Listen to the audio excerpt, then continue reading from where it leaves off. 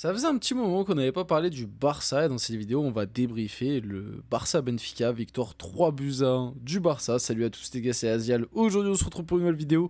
Du coup comme j'ai dit, débrief un petit peu plus à froid parce qu'on est le lendemain de ce Barça, pardon, Benfica. Décidément c'est très compliqué à dire ou c'est juste moi qui n'arrive pas à articuler, je sais pas. En tout cas les gars, je suis très content de vous retrouver aujourd'hui, lendemain de qualif du PSG et lendemain du qualif aussi du Barça. Et oui mes amis barcelonais, on est ensemble, on est tous les deux en quart de finale avec le Bayern et l'Inter. Pour l'instant, que des gros clubs. Finalement, il n'y a pas de surprise pour le moment. C'est-à-dire que bon, PSG Liverpool, c'est vrai que Liverpool était peut-être un peu plus favori, mais bah ça reste le PSG qui est, tu vois, on va dire top 4 meilleurs clubs en ce moment en Europe, je pense, top 4, top 5, allez, pour être un peu plus indulgent, même si bon, dans mon esprit, j'ai même limite envie de dire qu'on est top 3. Donc entre le PSG ou Liverpool, dans tous les cas, t'avais un gros club, le Barça a sorti Benfica. Le Bayern a éliminé Leverkusen de manière assez inattendue. Moi, j'avoue, je n'attendais pas à ce que le Bayern mette 5-0 comme ça, les retours à Leverkusen. Bref, bon, le Bayern en tout cas est là. Et puis l'Inter a éliminé Feyenoord. Donc on va attendre les matchs de ce soir avec potentiellement les amis lillois. On va être derrière vous. Mais en tout cas, ce match Barça-Benfica qui était à 18h45, donc on a pu le regarder, même si je ne l'ai pas débriefé dans la foulée, parce que vous doutez bien que le niveau de stress, le niveau d'attente était trop important pour le Liverpool-PSG. J'étais comme un dingue. Donc on le débriefe tranquillement le lendemain. Il y a pas mal de choses à voir dans cette vidéo, pas mal d'images, etc. Parce que comme on est le lendemain, j'ai pu préparer un peu plus de trucs, un peu plus de diapos, etc. Comme d'habitude, avant que la vidéo commence, n'hésitez pas à liker, commenter, partager, vous abonner. Ça fait toujours plaisir, ça aide pour le développement de la chaîne. Et puis un petit peu parler du Barça finalement, comme j'ai dit. Ça fait un petit moment que j'ai pas parlé du Barça. Donc oui, victoire 3-1, doublé de Rafinha, but de Lamine Yamal et le Benfica est revenu à un moment au score. Il y avait un partout sur une tête d'Otamendi sur un corner. Donc la compo du Barça, finalement du classique, à part du coup Araujo qui remplaçait Koubarsi qui avait pris rouge à l'aller. Si je dois discuter du déroulé du match, donc vite fait, je vous l'ai dit, Chechny, Koundé, Araujo, Inigo Martinez, Baldé, De Jong qui commence de plus en plus à prendre cette place de titulaire à la place de Casado et qui fait le taf, Pedri, encore une fois monstrueux, on va en reparler, Dani Olmo, Lamine Yamal, Rafinha, Lewandowski. Si je dois parler du déroulé du match, ouais, comme je le disais, bon, on a un Barça qui a fait le taf en fait pour moi sur la première mi-temps et qui en deuxième mi-temps, je trouve un peu plus géré, tu vois, il y avait 3-1 à la mi-temps. Donc ça faisait une avance de 3 buts comme ils avaient gagné 1-0 à l'aller. De toute façon pour moi le match était déjà fait à l'aller. Je vais pas vous mentir que j'avais pas trop de doutes sur ce match. Même si j'ai vu les supporters du Barça faire la Zumba. Ah on sait jamais. Benfica qui vient à Montjuic faire une remontada etc. Bon. Pour moi, à partir du moment où à l'aller, c'était à Benfica que le Barça prend un rouge dans les... c'était à la combien le rouge de Koubarsi? C'était à la 15e, quelque chose comme ça, et qu'au final, tu arrives à t'en sortir 1-0. Chechny fait le match, fait un sacré gros match. Le retour est chez toi, t'es supérieur à cette équipe de Benfica à 11 contre 11. Le retour est chez toi, t'as un but d'avance. En plus de ça, psychologiquement, pour moi, tu les avais déjà battus avant de jouer ce match limite parce que t'avais déjà joué Benfica 2 fois. Avant du coup ce match retour, tu les avais joués en phase de ligue, en phase de poule là, et tu les avais joués du coup sur le match aller, et les 2 fois tu t'en sors sur des scénarios un peu miraculeux, parce qu'il faut pas oublier que le match de poule, de phase de ligue, appelez ça comme vous voulez, tu gagnes 5-4 en marquant le 5e but à la dernière seconde sur, pour moi, une faute et clairement un penalty de base pour Benfica. Je le dis, je le répète, pour moi, il y avait penalty.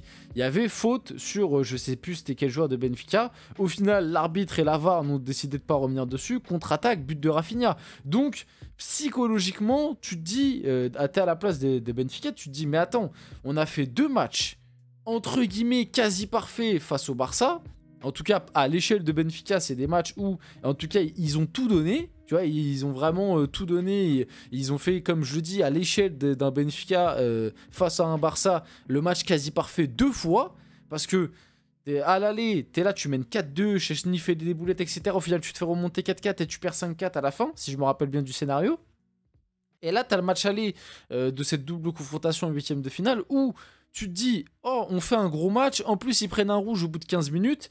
T'es là, t'as des occasions, tu domines, t'as des occasions, tu marques pas, Chechny fait le match de sa saison, Et au final, un contre, une erreur défensive de Benfica, Rafinha qui marque. Donc pour moi, psychologiquement, le match était déjà plié avant en fait cette rencontre. Et moi, j'avais pas trop de doutes sur la qualification du Barça. Maintenant, j'attendais de voir quand même un Barça qui propose son style de jeu, qui propose du football. C'est ce qu'ils ont fait sur la première mi-temps. La deuxième mi-temps, je trouve qu'ils ont un peu plus géré. Et c'est logique parce qu'il y a encore des échéances à venir. Donc voilà par rapport à ça. Ce match était quand même important.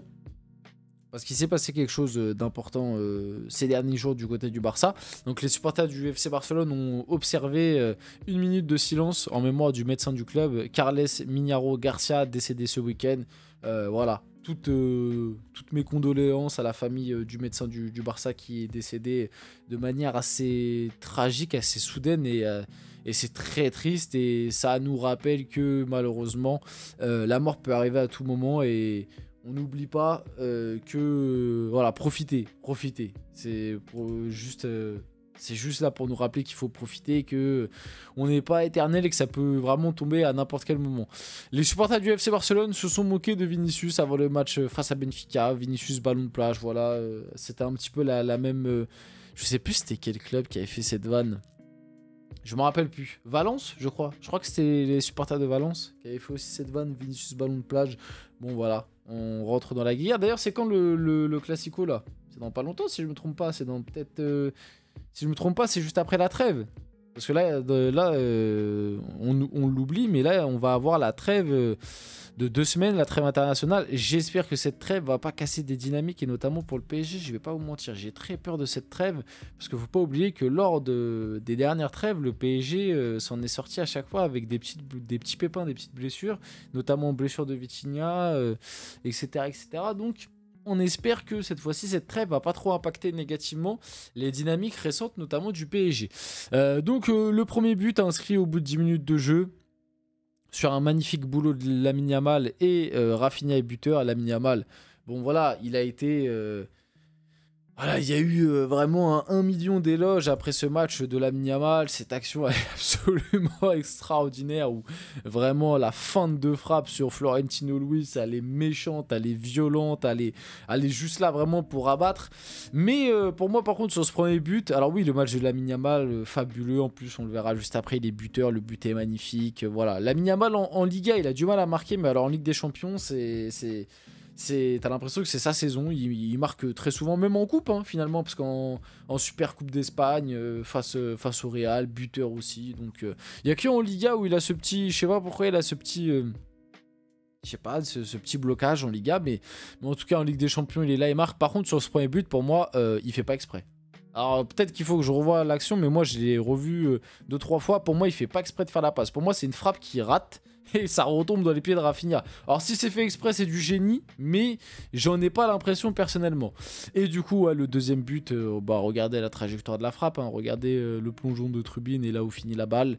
La frappe est magnifique, regardez où est Lamine Yamal. Voilà, quel joueur merveilleux, tout simplement inarrêtable, buteur et passeur décisif ce soir. Et ce gars a juste trop de talent et juste trop en avance. De toute façon, moi, vous le savez, je suis un grand fan de Lamine Yamal. À chaque fois, je parle du Barça, à chaque fois, je parle de lui.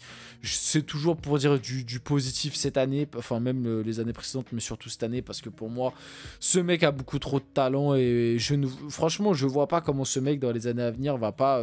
À part s'il y a un mec encore plus fort qui arrive, mais ça va être très dur. Mais pour moi, ce mec va honnêtement marcher sur le football. D'ici 3-4 ans, enfin, déjà à l'heure actuelle, il est facile pour moi dans un top 10, top 5.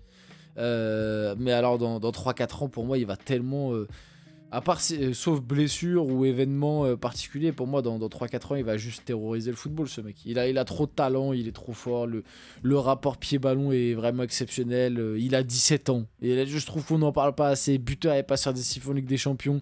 Il a 17 ans. Il te fait une saison où il t'a mis 12 buts, 16 passes D en 38 matchs. À 17 ans. C'est juste exceptionnel. Et en plus, au-delà des stats, dans le jeu, il est toujours performant, il est toujours décisif, tout le temps il te fait le petit dribble, la petite élimination, bref. C'est juste trop fort. Record à 17 ans et 241 jours, Lamine Yamal devient le plus jeune joueur de l'histoire de la Ligue des Champions à marquer et délivrer une passe décisive dans le même match. Quel crack, voilà. Il y a aussi Rafinha qui a été auteur d'un doublé. Le deuxième but de Rafinha, enfin le premier aussi est beau, mais le deuxième est magnifique, la fameuse frappe croisée.